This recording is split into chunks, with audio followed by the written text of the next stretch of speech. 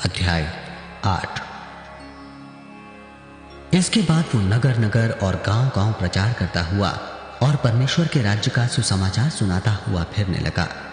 और वे 12 उसके साथ थे और कुछ स्त्रियां भी थीं जो दुष्टात्माओं से और बीमारियों से छुड़ाई गई थी।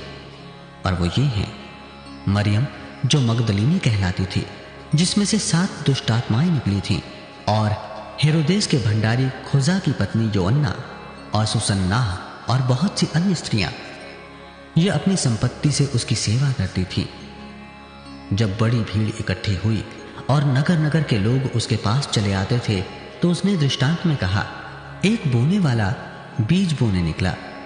बोते हुए कुछ मार्ग के किनारे गिरा और रौंदा गया, और आकाश के पक्षियों ने उसे चुग लिया। कुछ चट्टान पर गिरा और उपजा, परंतु तरी न मिलने से सूख गया।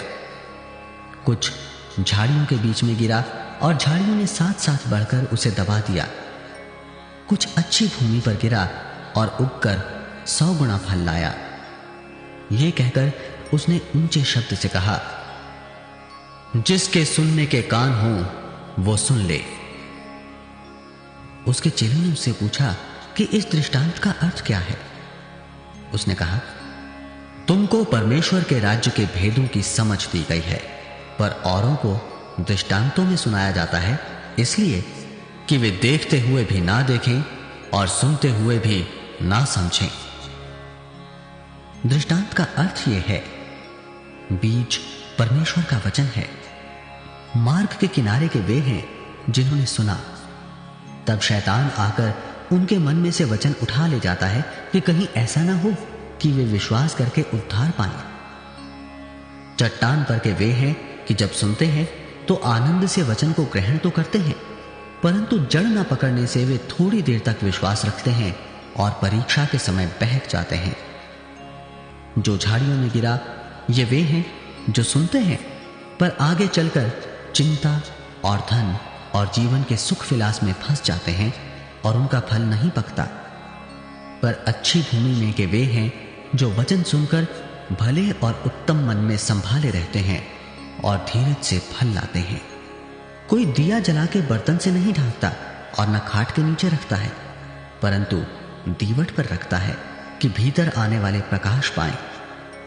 कुछ छिपा नहीं जो प्रकट ना हो, और ना कुछ गुप्त है जो जाना ना जाए और प्रकट ना हो।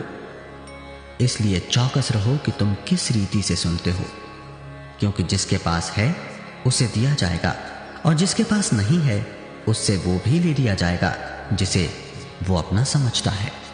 उसकी माता और उसके भाई उसके पास आए, पर भीड़ के कारण उससे भेंट ना कर सके। उससे कहा गया, तेरी माता और तेरे भाई बाहर खड़े हुए तुझसे मिलना चाहते हैं। उसने इसके उत्तर में उनसे कहा, मेरी माता और मेरे भाई ये ही हैं जो परमेश्वर का वचन सुनते और मानते हैं। फिर एक दिन वो और उसके चेले नाव पर चढ़े और उसने उनसे कहा, आओ झील के पार चलें। अतः उन्होंने नाव खोल दी। पर जब नाव चल रही थी तो वो सो गया, और झील पर आंधी आई और नाव पानी से भरने लगी और वे जोखिम में थे। तब उन्होंने पास आकर उसे जगाया और कहा, स्वामी स्वामी, हम नाश हुए जाते हैं। तब उसने उठकर आंधी को और पानी की लहरों को डांटा, और वे थम गए और चैन हो गया। तब उसने उनसे कहा, तुम्हारा विश्वास कहां था? पर वे डर गए और अचंभित होकर आपस में कहने लगे, ये कौन है जो आंधी और पानी को भी आज्ञा देता है और वे उसकी मानते हैं? फिर वे गिरासेनियों के देश में पहुंचे, जो उस पार गलील के सामने है। जब वो किनारे पर उतरा तो उस नगर का एक मनुष्य उसे मिला जिसमें दुष्टात्माएं थी। वो बहुत दिनों से ना कपड़े पहनता था और ना घर में रहता था, वरन कब्रों में रहा करता था। वो यीशु को देखकर चिल्लाया और उसके सामने गिरकर ऊंचे शब्द से कहा, हे परम प्रधान परमेश्वर के पुत्र यीशु, मुझे तुझसे क्या काम? मैं तुझसे विनती करता हूं, मुझे पीड़ा ना दे। क्योंकि वो उस अशुद्ध आत्मा को उस मनुष्य में से निकलने की आज्ञा दे रहा था, इसलिए कि वो उस पर बार बार प्रबल होती थी। यद्यपि लोग उसे सांकलों और बेड़ियों से बांधते थे, तो भी वो बंधनों को तोड़ डालता था, और दुष्टात्मा उसे जंगल में भगाए फिरती थी। यीशु ने उससे पूछा, तेरा क्या नाम है? उसने कहा, सेना, क्योंकि बहुत दुष्ट आत्माएं उसमें बैठ गई थीं। उन्होंने उससे विनती की कि हमें अथाह गड्ढे में जाने की आज्ञा ना दे। वहां पहाड़ पर सूअरों का एक बड़ा झुंड चल रहा था, इसलिए उन्होंने उससे विनती की कि हमें उनमें बैठने दे। उसने उन्हें जाने दिया। तब दुष्ट आत्माएं उस मनुष्य में से निकलकर सूअरों में गईं और वो झुंड कड़ाड़े पर से छपटकर झील में जा गिरा और डूब मरा। चरवाहे ये जो हुआ था देखकर भागे और नगर में और गांवों में जाकर उसका समाचार दिया। लोग ये जो हुआ था उसे देखने को निकले और यीशु के पास आकर जिस मनुष्य से दुष्टात्माएं निकली थीं, उसे यीशु के पांवों के पास कपड़े पहने और सचेत बैठे हुए पाकर डर गए। और देखने वालों ने उनको बताया कि वो दुष्टात्मा का सताया हुआ मनुष्य किस प्रकार अच्छा हुआ। तब गिरासेनियों के आसपास के सब लोगों ने यीशु से विनती की कि हमारे यहां से चला जा, क्योंकि उन पर बड़ा भय छा गया था। अतः वो नाव पर चढ़कर लौट गया।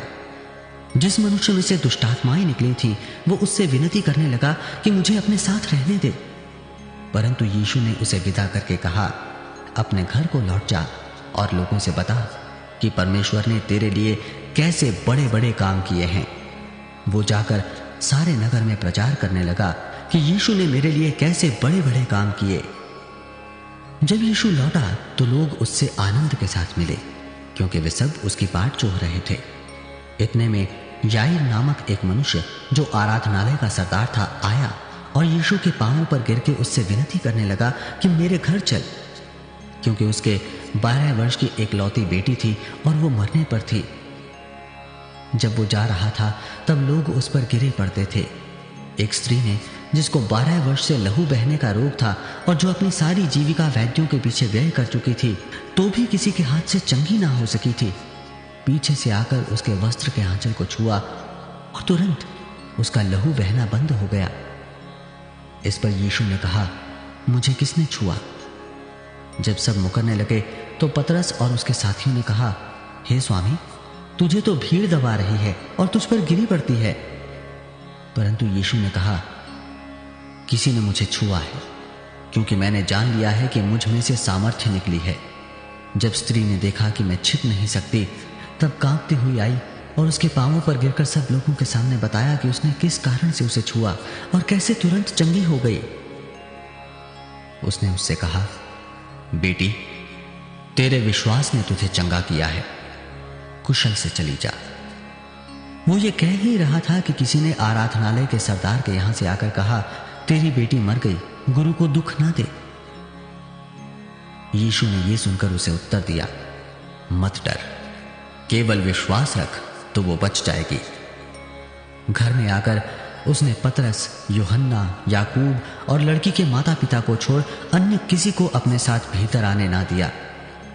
सब उसके लिए रो पीट रहे थे, परंतु उसने कहा, रो मत, वो मरी नहीं परंतु सो रही है। वे ये जानकर कि वो मर गई है उसकी हंसी करने लगे, परंतु उसने उसका हाथ पकड़ा और पुकार कर कहा, हे लड़की, उठ। तब उसके प्राण लौट आए और वो तुरंत उठ बैठी। फिर उसने आज्ञा दी कि उसे कुछ खाने को दिया जाए। उसके माता पिता चकित हुए, परंतु उसने उन्हें चिताया कि ये जो हुआ है किसी से ना कहना।